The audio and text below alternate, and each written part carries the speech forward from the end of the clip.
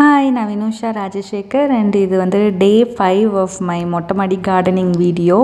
So இன்றைக்கி வந்துட்டு நான் கொஞ்சம் சேட், அதே நேரத்தில் கொஞ்சம் எக்ஸைட்டடாகவும் இருக்கேன். சேட் ஏன்னா வந்துட்டு நேற்று ஃபுல் டே நான் வந்துட்டு என்னோடய செடி இந்த கார்டன் வந்து பார்க்கவே இல்லை. ஏன்னா நாங்கள் வெளியே போயிட்டு நைட்டு ரொம்ப லேட் நைட் தான் வந்தேன். அதனால் மேலே மொட்டை மாடிக்கே நான் வரல. குட் நியூஸ் என்ன அப்படின்னு பார்த்திங்கன்னா, நான் அடுத்த நாள் எழுந்த உடனே குடுகுடுன்னு வந்து நான் பார்க்க வந்துட்டேன் செடியெல்லாம் என்ன ஆச்சு அப்படின்னு சொல்லிட்டு. அதில் பார்த்தா எல்லாமே வந்துட்டு குட்டி குட்டியாக துளிர் விட்டுருக்குது. பட் அது வந்து நான் நடவு பண்ணதா இல்லை வேறு ஏதாவதுன்னு எனக்கு தெரியல. பட் இந்த ஒரு செடிக்கு மட்டும், எனக்கு இந்த ஒரு கீரை வகைக்கு மட்டும் என்ன பண்ணுறதுன்னு தெரியல. ரொம்ப காஞ்சு போய் இருந்தது. சரி, நான் மறுபடியும் அம்மாட்ட காமிச்சேன். அம்மா இல்லை துளிர் விட்டுரும், ஒன்றும் ஆகாது, தண்ணி விடு அப்படின்னு சொன்னாங்க. பட் இந்த ஆக்சுவலி நான் வந்து ரொம்ப எக்ஸைட்டடாக வந்துட்டு அப்படியே உங்ககிட்ட ஷேர் பண்ணணும்னு நினச்சிட்டு இருந்தேன். பிகாஸ் அது எல்லாமே வந்துட்டு நான் நடவு பண்ணது தான் அப்படி முளைச்சி வந்திருக்கு அப்படின்னு நினச்சேன். பட் அன்ஃபார்ச்சுனேட்லி அது கிடையாது. அது வந்துட்டு இந்த நார்மலாக வந்துட்டு நம்ம களவு சொல்லுவாங்கள்ல, லைக் வீட்ஸ், அந்த மாதிரி எக்ஸ்ட்ரா புல் மாதிரி இருக்கிற ஐட்டம்ஸ் தான் அதெல்லாமே நினைக்கிறேன்.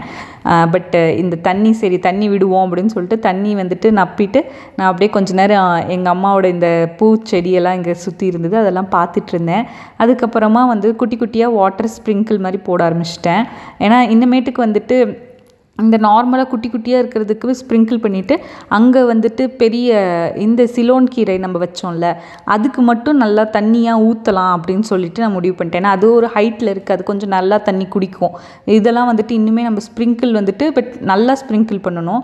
அந்தளவுக்கு நான் வந்துட்டு யோசித்து வச்சுருக்கிறேன். அது கரெக்டானது எனக்கு தெரியல.